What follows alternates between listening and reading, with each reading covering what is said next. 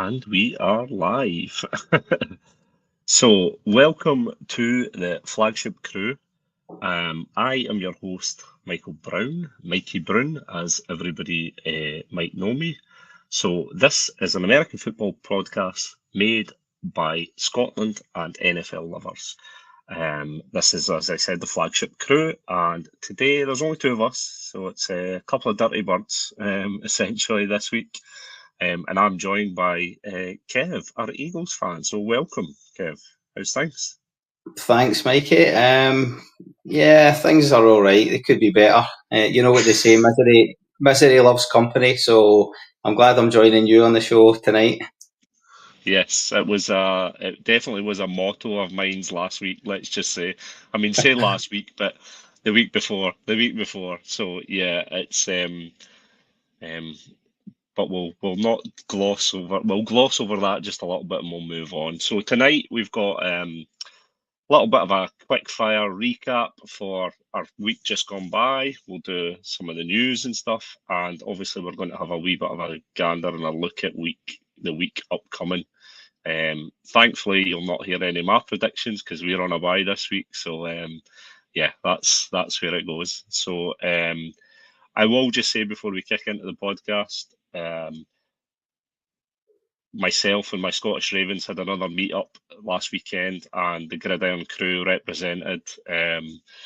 Shout out to Danny, who eventually got to meet in person, and he got to hear all his Patriots banter. So I've told him that the hype train that I've been on about the Patriots is working because they're now top of their division. So yeah, shout out to Keith and Danny and obviously all the other people that came along as well. It was a great weekend, and looking forward to try and get one of the crew ones up and running pretty soon. So yeah, with that being said, let's kick in to news of the week, Kev, and let's look at some of the things. And really, I think where do we start this week? Do we start with the coaches carousel that has now begun, or where do we want to go? We want to start there and go into it. Yeah, why not?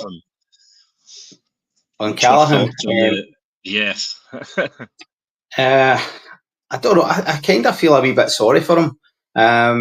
His first head coach gig, and I mean, really, really difficult gig that he had. Yeah, his record's poor. There's no denying it, but they've got a young quarterback in there who I'm assuming they're not expecting too much of straight away, and yeah, I feel like it's not a shock that he's been sacked, but yeah, I have a wee bit. I feel a wee bit sorry for him. I think there's always the thing with the Titans, isn't it? It's like they were quite a good team for a little while and quite solid when they had Vrabel, and obviously they've went through this little bit of unsettlement and then losing a couple of star players and what direction are they going to then have the situation now where they've got. I mean, Cam Ward he looks pretty good. He looks like a decent in the making, but obviously that depends on the coaching you're going to get. So yeah, I think it also depends on the weapons you've got on the offensive side of the ball as well, and I just don't think he has them, and I don't think that comes down to the coach. So as I said, I think you're right. Maybe a better coach will get a little bit more out of them, but I still think that it's just the organisation that's is badly need a full rebuild. yeah, I do think it's quite interesting because obviously Tennessee's quite a nice place. It's quite a good place for to go, and so I think it'll be interesting looking at some of the names that have been kind of rumoured. Obviously, Mike McCoy that's stepped in just now as interim for them, so that'll be interesting to see how that works in that dynamic. Anybody standing out for you that's on the kind of free agency coaching list that you would think could step in there? I haven't even had a look, to be honest with you. What about yourself? Who do you fancy? Well, interestingly today that I seen a report today. Obviously, there's Mike McCarthy's there, isn't he? They've got John Gruden. You've got the likes of some of these people. Brian Flores has been tipped. I seen one earlier and it was Matt Nagy that was kind of, so I think, I've named it the coach's carousel because it tends to be all the same names, isn't it? That Yeah, just get yeah, fired out. I look at that list and think, is there anybody there that sets a tone and brings them in and maybe pushes them forward? I mean, John Gruden would come in and would have a pretty decent go at it, I think. But I mean, it'll be interesting to see. You never know; they might run with what they've got, and they're 1-5 just now, aren't they? So it might just be a tester season for the rest of the year to see how they go. yeah. But No, no links with Belichick yet, no. I know, and well, just whilst we're on the fact that there's a 1-5 Tennessee team and they've made a coaching change, unfortunately for myself, there's a 1-5 team with the Ravens, and the words that have came out this week is there's no coaching changes. There's interestingly, it looks like our owner has backed John Harbaugh, which, like it or not, I mean, it's quite a strong statement. And Harbaugh's obviously came out and backed all his coaches, so he's leaning hard on the fact that we're going to get Jackson back, we're going to get Pat Ricard, we're going to get all these Roquan, all our injuries back, and being on the bye and then coming back. But I think the next 4 or 5 weeks in the Ravens will determine who's sitting in the hot seat, I think, next season for them. And then, interestingly, just I'll move on that quickly because, as I said, don't want to speak too much about them. But what about the stuff with Tua and his coach in Miami? They're up there as well, aren't they? It's just some of the conversations that's coming out. So, what do you think Yeah. on them? Yeah, McDaniels is definitely on the hot seat, although I thought he handled that situation well at the weekend. Tua, I don't know if it's the second or third time this season that they've lost with a lead in the fourth quarter, and then it come out and kind of like sort of throw shade at his teammates. I just thought was pretty poor for him. I thought it was ill judged. I thought McDaniels was right to call that out. And interestingly, I believe that Tua's now come out with a statement saying that he was wrong. So yeah, Yeah, McDaniels.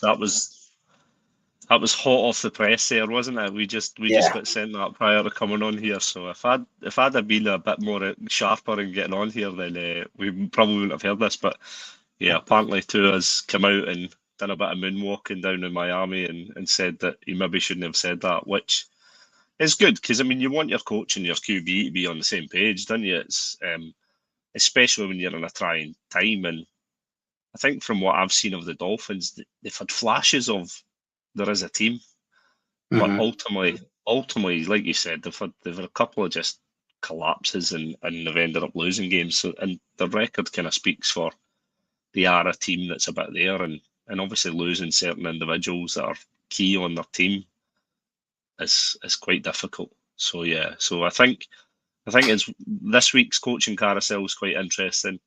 Next week's it'll get even more interesting, and then before we kick into the November time where it starts becoming a bit, I think we'll see plenty of movement across the league. Do you think more will Um, go in the next couple of weeks? I think it really depends on the results because if you look at this season, and this is where I stand, a lot of teams are maybe got to hold fire because everybody seems to be beating each other. Yeah, So there's nobody that's dead and buried really, and there's nobody no, that's like going away with it kind of thing. So when I yeah. when I look at it, so when I look at it that way, it's like there'll still be a lot of coaches that think we could get a couple of results here, and we could turn this around. So um, interestingly though, yeah, I think teams start getting their buys. We'll come on to it later, but obviously some of the other things that are happening in the league with some of the injuries, etc., that might have a dictation on who maybe keeps or loses their jobs. So, but we'll see. We'll see. Just on the back of the coaches carousel. So I mentioned it there about some interesting points from the weekend, and not right to labour it. What did you make of the whole Lions and Chiefs game the other night with the whole Barney and ref calls and all that? What did you make of that? Yeah, I mean, I can never bring myself to stick up for the Chiefs. So yeah, I think that obviously who was the Lions player that punched Juju? Oh, Brian Branch, wasn't it? So it Branch. was Branch. Yeah, I mean, he's obviously frustrated. They've lost the game. He feels like he's been hard done by, and maybe against any other team other than the Chiefs, he might have let it go. But I think yeah. everybody kind of feels like the Chiefs always get the decisions. But I think, Well, like, obviously, was it Juju like yeah, approached him shaking because he Smith's didn't fist. shake Yeah, Mahomes' hand? So I mean, just the guy's obviously not taking it well. Let him walk away.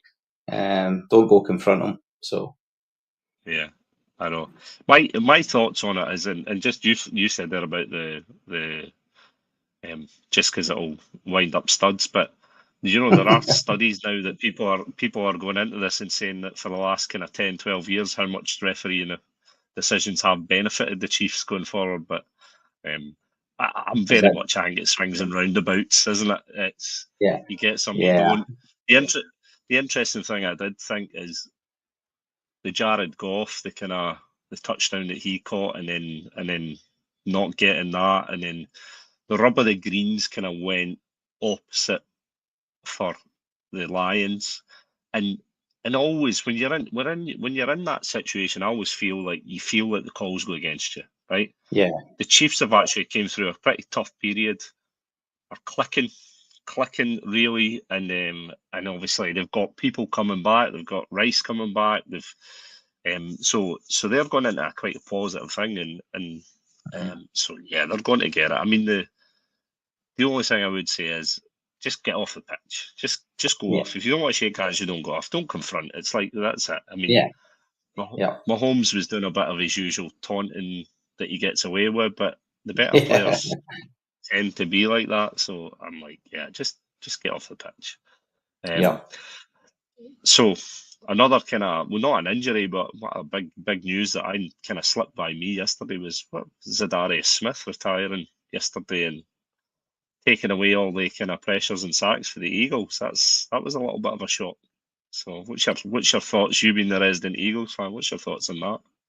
Yeah, I mean, it obviously came out of the blue. The guy's only just signed, so you're not expecting that to happen. What I will say is that I don't really think that he's been playing great. Maybe he just feels like he can't give what he used to give, and that's why he's decided to call it a day. But I mean, at edge rusher, we're kind of pretty poor this season so far, to be honest. I mean, I think he was our leading in sacks with 1.5 sacks. I think between the rest of our edge rushers, there's only 1 sack between them. So I Yeah. think that it could be a blessing because I don't think there's anybody there currently that's going to be able to step up. So I think we're going to have to look to Howie to do what Howie does and try and bring somebody in to help us in that area.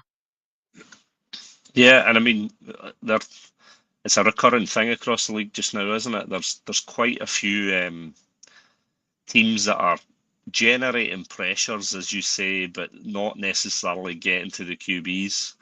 And we're seeing some of the QBs out there are benefiting it. Their their time to release is a lot quicker. They're getting it out. So I think it's getting harder and harder to get that pressure on the QBs, and the GMs out there have their work cut out for them. Um, I mean, hats off to Zadarius Smith. He's had a stellar career in all the teams he's Yeah, played, and some memorable sacks across the way. Do you know what I mean? So I hope hopefully he goes into his retirement, and if he has done it for health reasons, then yeah, that's you can only wish them the best, can you? yeah, Um, the other sort of thing I was got to touch on is obviously key injuries. So there's quite a few teams over the weekend had even more injuries. So the ones that stick out to me were, but not necessarily for the Colts because they've got Danny Dimes there, but obviously Anthony Richardson going on IR, Puka Nakua yeah. got That's banged massive. up in banged up in the Ravens game. I think Garrett Wilson was injured for the Jets as well at the weekend. Got a little bit of a.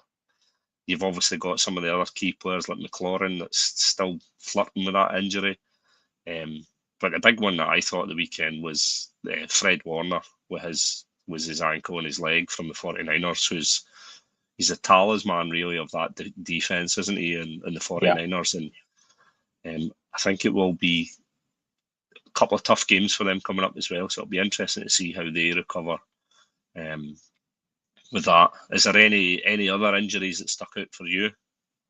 No, Warner was the big one for me. I think that the Niners just can't catch a break, really, to be honest. Yeah. It's we'll touch on it when we come to look at the kind of roundup of the games and where everybody's at. But they just seemed like they were starting to get through their injury problems. Kind of similar to McLaurin, you've had Jennings, who's really struggling to keep healthy. You've Pearsall, Kittle's been out, and then they're Purdy as well. So they're just starting to get all these guys back, or hoping to get them back the next week or two, and then they lose Warner, which is massive. So that was the kind of big one this week for me. But it just seems like I can't remember a season where there's been so many injuries that like this early. It's just crazy. I just remembered this because it's me and you that's on, and I'm getting a wee humble brag here because me and you are sitting top of a fantasy league for the Grid Irn-Cru. So just the only loss I've had this season was to you. So and just as I remember, the other injury was Ibuka from the Bucks. Oh yeah, that's big as well. So I mean, they're still slinging it with Baker, but that would be interesting. And you're right, you touched on the injuries. There's been loads of soft tissue injuries this year, which I still to this day still profess that when we used to play more serious in pre-season, that our players were more conditioned when it came to the actual games. So, but yeah, that's me being doctor that I'm not qualified. So please, nobody listen to me. And let's face it, nobody's going to get any sympathy for you right now about injuries, are they? There's no team going to get any sympathy if you're a Ravens fan. No, I know. Just a shout out and a mention, Grant, who's joined the podcast and has been on some of them. Grant was at the 49ers game at the weekend, so it's never. Trust me, I've been at a Ravens game when one of your staff players goes down and you just think, oh no, have I jinxed them? So my fault. So, and before we kind of just do a wee news week, just an honourable mention for our man Rico Dowdle. 239 yards is on the show notes. That's anytime you've got anybody going over that sort of level, that's hats off. So I think that's back-to-back weeks he's went over 200 yards as well. So I mean, you just need to look at the record. So it's like they're going all right. So we'll jump into a wee bit of a recap of last week. I don't mind how we do this, Kev. We can do it turn by turn if you want, and just for ease of our listeners, we've labelled it out that I'm an AFC, Kev's the NFC, so it makes it nice and easy, right? Why don't we start before we go into the kind of recap of the teams and the records? We don't really want to probably talk about the teams that are at the bottom and they're not really challenging, right? But let's talk about the two teams that are sitting at 5-1, right? Yeah. Now, if you'd have said to me 4 or 5 weeks ago that these are the two teams that would be sitting 5-1, I think we would all maybe say, one of them maybe, aye. But if anybody had on their bingo card that the Colts and the Bucks would be the two 5-1 teams in the league, you're better than me. What do you make of the fact that the other two sitting atop there? Yeah, like you say, I mean, I think Bucks. Yeah, you could maybe see it. Slight surprise that they're going quite that well, but the Colts, nobody before this season would have called the Colts going 5-1.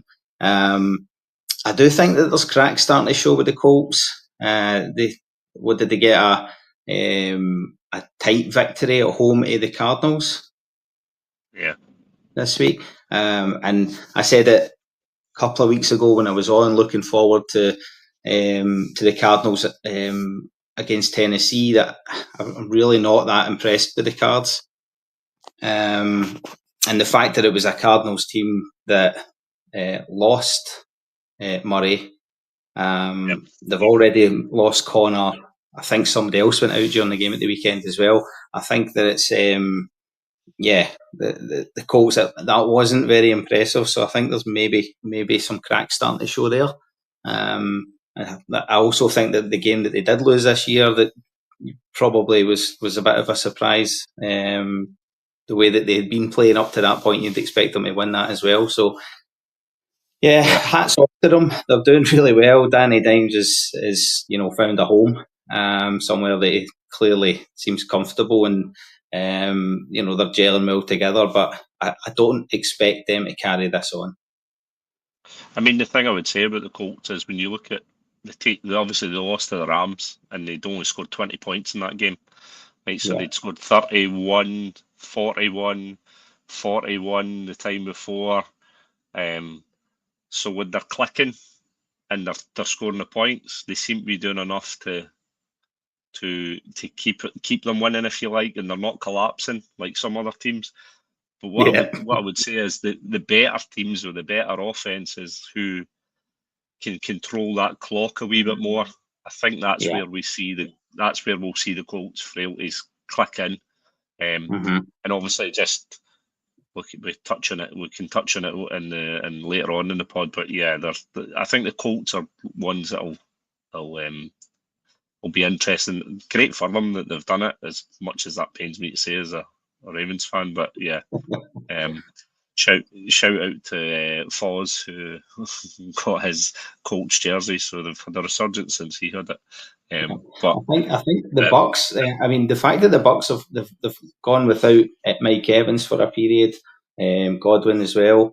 I think the fact that Ibuka's out now, is that they really need to get some of those other guys back. Otherwise, they might start to struggle as well. I know, and I mean, anybody that's watched the Bucks are where they are because of Baker Mayfield. I'd fight anybody in a hill that says that there's anything different. I mean, the Chiefs and Lions game the other night, Mahomes done a play where he battered and spun and stretched for yardage, and Chris Collinsworth done his usual Mahomes loving where he said, "Oh, there's no other QB in the league doing this," and it was like literally an hour before it, Baker Mayfield had just single-handedly truck stomped half of the and I don't think there's anybody here that would begrudge Mayfield and Daniel Jones for they two to be sitting at the top there. So it's good on them. Good on them, I would say. Definitely. The other thing, so that's the two that are sitting at the top, right? So let's have a look at some of the 4-2 teams and who do you think looks best. So from the Eagles, from the NFC, I'll run through it quickly. So the Eagles, Lions, Niners, Rams, Seahawks for you. Yeah. And then on the AFC, we've got the Broncos, Chargers, Pats, Jags, and then the Bills. So let's you go first in the NFC and give us some thoughts on where you see. Yeah, I mean, those 4-2 teams in the NFC. If you asked me this last week, I would have said the Eagles all day long. That second loss in a row against the Giants has put major doubts over the Eagles right now. We've really got to bounce back next week. Having said that, when it comes to those 5 teams, I think a mixture of the divisions that they find themselves in and also injuries means that I probably think that the Eagles have got the best chance out of all of those they actually going into the playoffs. Although the Lions are probably, for me, the best out of those teams right now. The Seahawks, actually, I mean, 3 of those teams are in the same division, so you'd expect that they're going to be cutting each other's throats.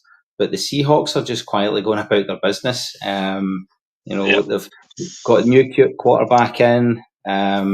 Jackson Smith and Jigba he's the real deal. That guy. Yeah. Good combination at running backs with Kenneth Walker and Charbonnet. I think that the Seahawks have really impressed me this year. Actually, like I said, I think they're like dark horses. You're just out trying there. to get in Keith's good books, aren't you? No, not at all. Not at all. I just a shout out to Keith on that note with the Seahawks, because at our meet up at the weekend, Keith was giving out random hugs to random people in the pub because they said they were a Seahawks fan, and Aye. and just a funny anecdote that she mentioned her boyfriend was a Ravens fan, and a guy walked past and Keith shook his hand thinking that was her boyfriend, but it was nothing to do with her. Yeah, thanks Keith for the amusement of the weekend. Brilliant. Was he on the Guinness? No, he wasn't. He wasn't actually. So No. he was on a sharp one away. But Yeah. thing about the Seahawks is interesting because they just seem well. They know what type of team they are. For me, the NFC strikes me as, like you said, the Eagles need to get their stuff sorted with this losing skid, right? So it was. I mean, and I'm not just saying they're losing, but the Giants deserve to win that and some at the other night, which is a total shock to me. The 49ers, we touched on their injuries, so obviously they got beat at the weekend with the Bucks. So let's see how they bounce back. The Rams, I'm not gonna lie, I've said this a million times on this pod. The Ravens beat the Ravens at the weekend, right? And the Rams ended up winning, bar a 5-minute spell in the third quarter. I mean, the Rams scored 2 touchdowns off of turnovers, really, and it was the Ravens had opportunities to beat them. And before the game, I was worried about the Rams' offensive power against our defense. And Stafford, Puka, and Devontae Adams all had season lows at the weekend. So the Rams, for me, have got, actually, maybe they're not as good as I think they are. So, and then obviously the Lions are the Lions. I'm worried about their secondary and their defense with their injuries as well. So, the Lions, I mean, they lost to the Chiefs. There's no shame in that. I think looking at the results of the weekend, like you said, the Rams beating you guys. No offense, but that's hardly a big deal right now. The Seahawks that getting the win. Were they playing the Jags? Yes. Yeah. So again, for me, that was the impressive result of the weekend. I just think that the fact that they're in that division with 2 other teams at 4-2, I think that's going to be the sticking point for the Seahawks. Yeah, I mean the upcoming fixtures, we'll touch on that later, but the upcoming fixtures will weed out depending on what's going to happen. You would expect if the 49ers have injury issues that they might drop. The Rams now that they're missing Puka as well, that's going to be tough. They moved on for Cup last year. They've now lost the undoubted star receiver there, so it might be big. And that is key though, because you say that, because see when you've got the both of them on the field, it's hard to defend, right? Because it's hard to have a star corner and a star receiver when you've got 2, right? Not many teams have 2 star corners or 2 safeties that are good. The interesting thing at the weekend with them is I thought they were going to blow us out the water, and they didn't. So what I will say on the Rams is they are obviously travelling over to play the Jags this weekend. They stayed on Eastern time, so they stayed at Baltimore, and basically they trained on the Orioles baseball park. They actually converted, so they trained in there to try and acclimatise to save them travelling back.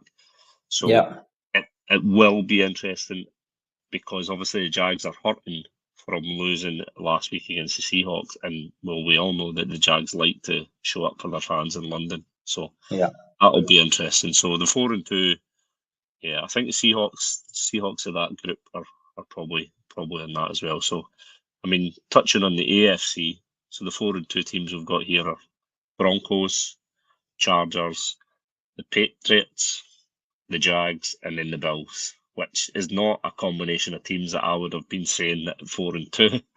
No. When you think, I mean, the contenders to the bowl last year were 2 of the 3 are not even in that list there. Yeah. And we've only got the Bills, and the Bills obviously have just not looked like the Bills in the last No. couple of weeks. A bit similar to your Eagles, isn't it? Yeah. It's interesting. Yeah. So, what who sticks out on the AFC side for you at that 4-2 teams? I mean, the one that impresses me the most, the one that I didn't expect to see there, is definitely the Pats. Yeah, You know, but they are looking pretty good. Drake yeah. May's playing well. They've added some great pieces. Their defense is playing well. I think that yeah, that's the big surprise out of that lot for me. And like you say, the fact that they are sitting joint with the Bills is, you know, it's quite amazing. I think it's um, I was told at the weekend many a times that the Pats own the Bills in that division. So I think it's interesting how well they've done.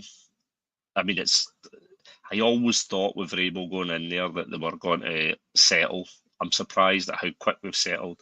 Drake May has looked decent. He has looked Yeah, decent, and I mean you've got players there that necessarily you would. Interestingly, that Josh Allen says that he doesn't have weapons, but I mean you'd be struggling and hard pushed to say that the Patriots have got weapons. Do you know what I mean? So yeah, that that will be an interesting division. I do think. I mean, the Broncos Jets are always anybody that casts an eye on the Broncos at the weekend and thinks, "Oh, they're useless." I mean, just look at the last 4 or 5 Broncos Jets fixtures and see the scores. I mean, when that was announced for London, I knew it was going to be a stinker of a game. yeah. Um, Broncos are probably outperforming slightly where I thought they would be. So for them to be sitting where they are is but again that's look at the division they're in. So that's a difficult one. I'm hoping Um, that the Broncos are legit. You know, obviously they beat us, and I'm thinking, you know, I don't really know where the Broncos are at. yep. So I'm hoping they're legit. I'm hoping that you know, they're good for their 4-2. Yep. And then obviously the one that surprises me is the Jags, right? So I know they got beat by Seahawks, but we've just touched on how good the Seahawks are playing. Yeah, Um, and Mike McDonald at Seahawks is away record. Keith was saying on the pod last week about how good it is. So I mean that was a tough result. Do you know what I mean? But yeah, I joked on the pod last week that um, the Jags were unlucky because they basically shot themselves in the foot against the Bengals and could have won that game that they lost.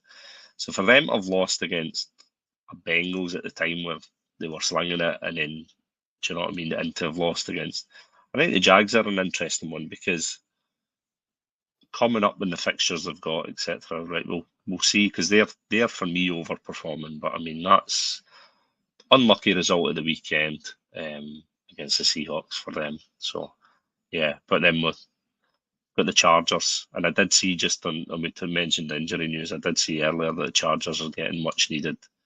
Mr. Max return to practice and all that, so you might get some pressure and all that. So I think there's 4 in teams. Is there any other games from the weekend that really stuck out from you? Um, Apart from any of the ones we've kind of touched on there and the results. no, I don't think so. Hold on, and I'll check and see if I've anything slipped my mind. But I think the big ones for me were um, the Pats winning. The Falcons Yep. beating the Bills. But yeah, we've mentioned the Pats. We've mentioned the Falcons.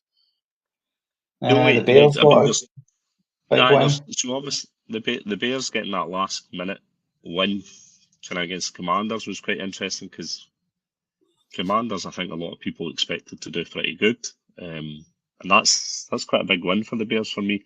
Yeah.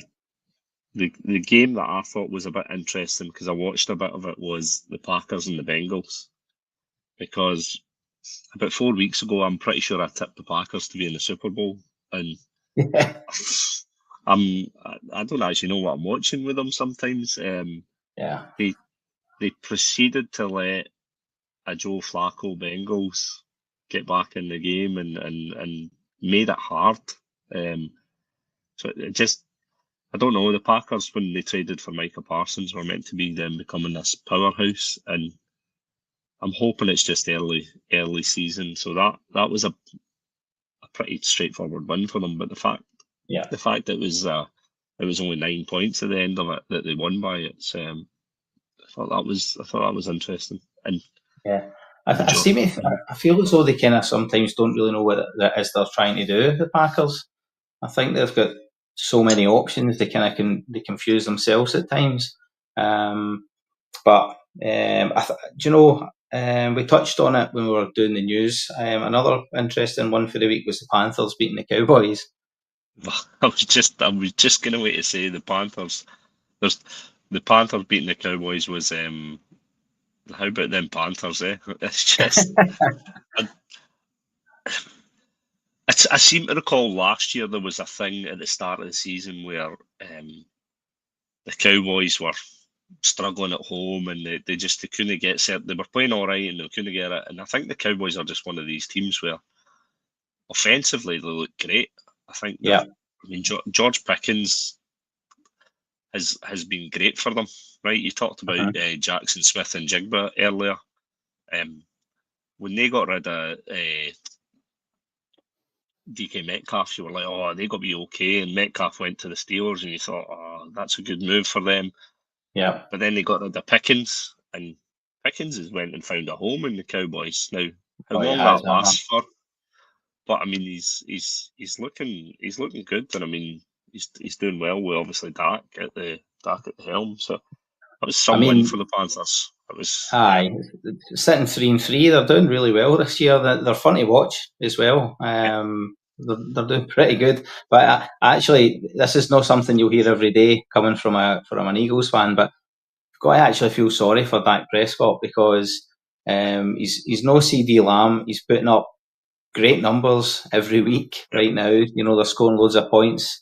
And they're not getting a lot back for it. I think, what are they, 2 wins and a draw yeah, so far? yeah. Um, It's so it's it's the last kind of fixture just from a kind of on that in the recap from last week. I just want to mention the Falcons. How did the Falcons go from getting grannied a couple of weeks ago to then going and comfortably, like I mean, we mentioned about the Giants beating the Eagles, right? The, the Falcons comfortably for me were the better team against the Bills. yeah, But 100% is why I love the NFL because every team is a good team on their day, right? yeah, The old any given Sunday kind of quote everybody yeah, laughs about. It's so true it because is. how they go from a couple of weeks ago from being grannied and no looking like any sort of team to then going and beating one of the perennial contenders to win it all.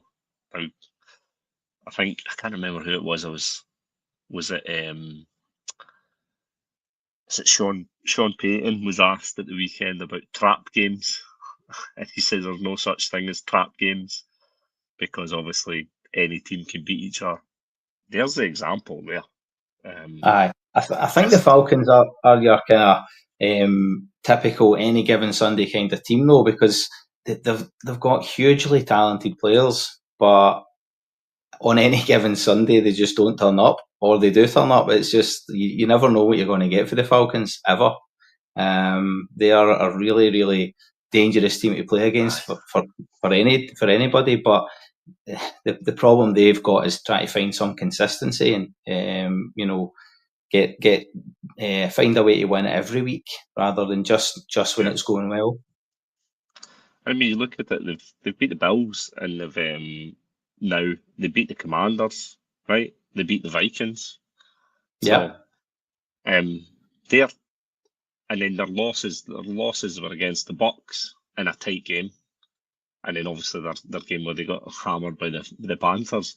So when you look at that across the board, you would think mean, I'm not sure I would have tipped them at the start. Maybe for them to play hard. They're coached really well, though. They are coached really well, and I think Yeah. that's what I do like to see. I mean, it's an interesting one from a review, and I look back at some of the results of the weekend. It was that kind of one stuck it for me that the teams can just go and do that.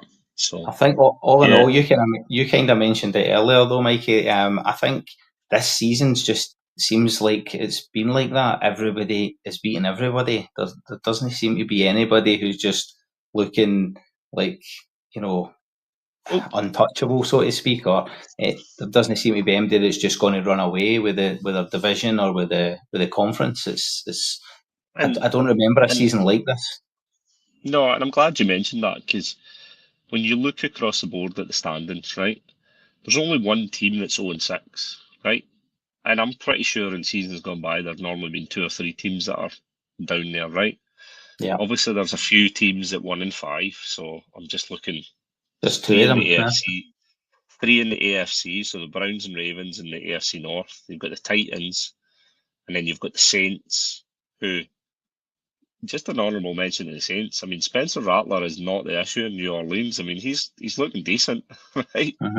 Um, so that's your 1-5 teams. But then you go all the other teams, and it's 2-4, 3-3, or 4-2. 3-2. I mean, or 4-2. It's like Yeah, 3-2 as well. Aye. there's it, it's interesting. I mean, the NFC North, the Packers are top of the division at 3-1, so they're by. But then you've Yeah. got 4-2 Lions, 3-2 Vikings, 3-2 Bears. I mean, everybody's bunched. I mean, from as a fan and a viewer, is the injuries and all the things is that leveling everybody? I don't know, maybe, but Yeah. it's you can. I mean, I'm pretty sure the bookies will be laughing this year because I don't think many people will be getting a lot of predictions right. Definitely not. I mean, that NFC East as well, like, 3 teams on 4-2. It's crazy. It's just, Aye, I think it's just a weird season so far all round. aye. Just a correction. You said east there. You mean west, didn't you? Oh, I meant West. Sorry, aye. I meant aye. Sorry. I double checked. I was like, I thought the Eagles were at the Uh, front, but no, no, no. Thankfully not. um, Thankfully not.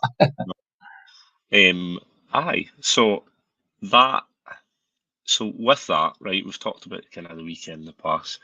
Let's do a wee quick preview on spend kind of 10, 15 minutes. Let's have a preview on the weekend coming and the games upcoming. So we're going into obviously our week 7 slate of 18. Yeah. So as I mentioned, there were a couple of teams that already had their buys, so they'll be returning. There's a few teams who are going on their buy. Thankfully, my Ravens are one, so we kind of get beat this week, but I'm pretty sure we'll bloody try. So, but yeah, from this weekend, similar to how we've done the review of the kind of last weekend, AFC and the NFC split them up. So from the NFC, there's a couple of games. What ones stick out for you in the NFC this weekend? What did we look at earlier? It was the divisional So game in our division. aye. Um, So the so thing that I'd highlighted and said there is this weekend, interestingly, there's a couple of divisional games that are pretty tasty on both conferences. The NFC, we've got the Cowboys and Commanders, which is yeah. fairly decent considering how both have been playing. And then your other big games, you've got the Vikings playing the Eagles. How do they bounce back, etc. Both teams, like how they're going to play. And then you've got the Lions bounce back for the Chiefs against a Bucks team who have obviously got a bit of injury. So the back end defense of the Lions. So Yeah. what sticks out on them for you in the NFC? Well, first and foremost, obviously, it's got to be my Eagles. That's a huge game against the Vikings. They've had their injury troubles, but they're still hanging in there, getting results. It just seems like there's no easy games right now. I don't know if that's just the way that the last 2 weeks have kind of knocked my confidence, but it's going to be massive. We need to get a result in that game if we're going to want to, comfortably make the playoffs. I mean, I don't think it's too early in the season for it to be that important, but I think that we want to get back to winning ways. We want to get the feel good factor around the place again. So that's a really big game for us. I think we've got to find a way to stop the run because we've not been doing that. So yeah, that's the first one for me, and then like you say, the divisional game in our division with the Commanders against the Cowboys. I think that will be a really fun game to watch. Yeah. Both teams have been scoring lots of points. It's just going to be a question of whether the Cowboys can get it together on defense. I don't think they will. I think that the Commanders will take that one probably. Kind of keep in touch with us at the top. Yeah, I look at it and I think so. The Eagles are a 6 o'clock game against the Vikings, and then obviously the Commanders Cowboys is the I think that's the 9:25 the Sky game, or the Channel 5, whatever your tipple is, or the Zone, whatever you want to do. What I would say is, I think if the Eagles lost, right, and that puts them at 4-3, right, there's maybe a bit of panic sets in there. Yeah. Whatever team in the Commanders and the Cowboys, they can be like, hold on a minute, we win here, we can be sitting up there with the Eagles in the division. Yep. So it definitely gives that impetus to them. So from a point of view, from an Eagles point of view, you would say, yeah, you would want them to go out, handle their business, get that win sitting there, so that it doesn't matter what happens in the next game, and just you concentrate about yourself. I'll hope for a draw in the next game. Well, I mean, stranger things have happened. Yeah. So I think for me, the Monday night football and the Lions against the Bucks, Lions getting a lot of the prime time treatment this year, which is we had a lot last year, and it scuppers your cool sleep patterns and everything. So thankfully we've been crap this year, so we're not. But any Lions fans out there, I mean, yeah, another late one. And like I touched on, how their defense is going to handle a potentially makeshift offense from the Bucks and Baker. It's got the makings of a pretty decent kind of Monday night, isn't it? Yeah, I think if you're a Lions fan, you've got to expect to win that game. Like you say, it's not just Igbuka's out. They've got other wide receivers missing, and they're missing their star running back as well in Tampa. So the fact that they've been, picking up the results they've been picking up with all those injuries is impressive. But to go up against the Lions and missing their star rookie wide receiver now, I think surely if you're a Lions fan, you're hoping to go all the way this year, that's a game you've got to win. I would say so. I mean, the Bucks I'm pretty sure they play the Lions, and then they've got the Saints, and then they're on a bye. So they'll just be hoping to get across the line, I feel like, I would imagine, to try and get people somewhat healthier coming back. But the Lions obviously go from that game, and I think the Lions are maybe on a bye the following week. So the Lions obviously will be going to Bucks and trying to get that to kind of bookend that part of the season for them. The other one I didn't touch on and I didn't mention was, because it's a bit of a NFC and AFC, is the Texans, after handsomely beating the Ravens the week before and going on their bye, play the Seahawks on kind of Monday night. That's tasty. On Monday night as well. So a fresh Texans with how their defense and that was playing against the Seahawks. I don't know how that fixture slipped me. So I'm I'm sure our kilted Texan Graham Hendo will be up on his bottle feeds with the wee man, and he'll be watching that in the late night. But so shout out to him. Yeah, that sticks out as a wee cross one as well. On the AFC, so I mentioned on the NFC we've got a couple of division games. We've also got a couple of division games on the AFC, and they're good ones. We've got the Bengals against the Steelers, right? So AFC North, Bengals, Steelers. How does Aaron Rodgers fare against the Bengals and their situation that they're in just now will be interesting to watch. And then the other one that I actually think is the better one, because it always ends up being a tasty game, is the Chiefs are playing the Raiders, which I think the Chiefs pretty much own them in terms of that. But I think the Raiders have always got a wee bit of a kind of a thing where they sometimes manage to get a wee result of them. So that's quite a good one, I think, in terms of that Chiefs and Raiders. And again, the Chiefs Raiders is a Sunday night 6:00 kickoff for us. So that'll be in your early window, your early slate. And then I'm just looking at the Bengals Steelers. They're Thursday night football this week. So that's the first game. Yeah, that's tomorrow night. Yeah, so that's tomorrow night. So yeah, I mean, you'll never ever, I say this all the time, that you'll never hear me say this, but I mean, the Bengals, Steelers, it's an AFC North. I would quite like the Bengals to upset them just so that we're still in the hunt. But yeah, you never know what's going to happen. Yeah, you've got to fancy the Steelers in that game, though, the way Bengals are right now. Yeah, definitely. I mean, Joe Flacco's got a second week playing against a Steelers that he loves to kind of mess up. So, and he had a couple of good connections at the weekend with Jamar Chase and that. So it might. Yeah, I mean, Stu was the raving about him. He was saying that he was really pleased with his debut. So he's expecting big things this week. But I think really you've got to expect the Steelers to take care of that one quite comfortably. As much as I love Elite Joe, the one thing that he always struggled with was the Steelers defense. So we'll see what happens with that. So that's the divisional games. There's another couple of big ones. I've already touched on it earlier about the fact the Rams are travelling to London. That's a London game against the Jags. So shout out to any of the crew who or any of the listeners that are going down to that. So stay safe and enjoy the game.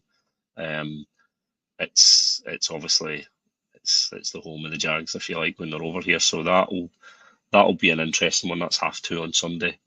And then the one that sticks out for me in the kind of AFC is the Chargers against the Colts. So we're going to see who really wants to be up there. So are the Colts going to slide, like you suggested earlier, that the cracks might show? Are the Chargers going to step up? I think that's quite an interesting fixture for the weekend. And then just another wee tidbit, just because for you, the Eagles, will the Giants continue their form against the Broncos after last week, or will it just be a flash in the pan from last week? I'll be an interested spectator in that one after the two teams that have beat us this year going head to head. I'm actually kind of hoping that the Giants win that one, just to show that we weren't that bad last week. With the Giants, I really wasn't impressed with Dart. The game before they played us, and I thought that it would be an easy win for us. And it's really worrying me how bad our defense played in that game when Dart, I think he had 6 turnovers or something the week before. So it'll be interesting to see how he does against the Broncos. But I've got a strong feeling that the Broncos will win that comfortably. And again, I do think the Chargers will beat the Colts this week. I'm just seeing signs that the Colts are not quite as good as their record suggests. I think there was a comment last week about, was it Herbert made a play, and is it Jim Harbaugh said that he's got to relive that play till he's in the grave or something like that, along the lines. I'm paraphrasing. It was like one of the best plays ever. It's just he sings his praises of his QB. I think I'm with you. I think the Colts might slip this week against the Chargers. We'll wait and see. I mean, there are a couple of other fixtures there that we've not touched on. I mean, who's got to show up in the Packers Cardinals? That's a fixture. You've got the Falcons playing the 49ers, so how do they continue their run against the 49ers? Do they bounce back? Yeah. And then for completeness, I will mention the Browns obviously playing the Dolphins. So I think they might just rock, paper, scissors in the middle of the park and see who wins, and that's Yeah. Somebody said in a group chat earlier this week that's a sack match. Like whoever loses that gets the bullet. And it could well be the case, but then we've thought that quite a lot of times this season about a few different managers. They lose, they're out, and they just seem to stick around. So we shall see. I know. Interesting. The Patriots are up against the Titans this week, so they're top of their division. Got a very winnable game against the Titans, so it'll be interesting to see how they get on there. Yep. And then obviously I'm just trying to do the quick math here, which obviously means that the teams we've also got the Jets are playing the Panthers. So by my recollection, that means that the Bills are on their bye. Looks like it. Yeah. I normally have that.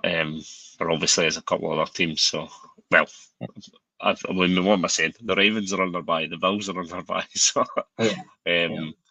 So I think this weekend should be an interesting little slate. It lends itself the fixtures that there's a couple of blockbusters there, but there's a lot of level pegging teams in that, and it'll be interesting to see who comes out of it. I think the picture that we talked about, the picture that we talked about, looking back at last week and all the 4-2 teams, could completely change after this weekend's games. Completely, it could be a whole different bunch of teams we're talking about next week. So it should, it's going to be a good weekend, fun weekend. The interesting thing is, right, and just quick fire off the top here, right? The Eagles are top of their division. If they lose, the other teams can come back in, bunch it again. The Packers, the Lions, right, they're all bunched already, right? Nobody's probably got to stretch out. The Bucks, if they lose, everybody could bunch back in. The NFC West, they're all 4-2, so they're all bunched as it is. So it's NFC's quite interesting, I think, because everybody's quite samey, if you like. Yeah. The interesting one would be the AFC South, because the Colts or the Jags could take a stretch in their division. The Chiefs division, obviously, with the Chargers, the Broncos, the Raiders, that's quite interesting. And then the AFC North is quite spread anyway, because the Ravens and the Browns are at the bottom, and you've got the Bengals and the Steelers sitting at the top. So the Steelers win, they go 5-1, which is a 4-game lead in the AFC North, and they would go I think 2-0 in the division. They would go would be massive for the Steelers to win. So and then just for completeness, the obviously the other division is the Patriots and the Bills sitting at the top, and then the other two teams are sitting low. So we're in for a pretty good week of football, I think. Which would be good. I'm just jealous that you're on a bye. I hope my team doesn't spoil it for me again. To be fair, I mentioned fantasy earlier. I've not logged into any of my fantasy because I'm pretty sure I picked the Eagles on my survivor this week, and I've been too scared to go in and check. So we shall see. I mean, we did have a couple of comments, and we did have Micah Stefik said, in your opinion, who is going to win on Saturday, Scotland or Team North? We followed on our Scott Ball a couple of weeks ago with a pod. I would suggest that Scotland are going to win that. The stuff I'm seeing from Scotland coming out, they're looking fairly good. And apologies, I'm only just saying that now, and he probably commented on that an hour ago, and he's got to miss it. So I feel bad for that.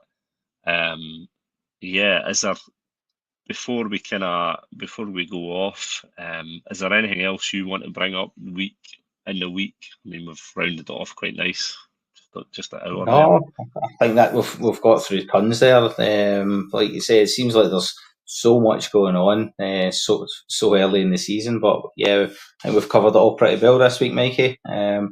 And not being too miserable at the same time. So well done. I know.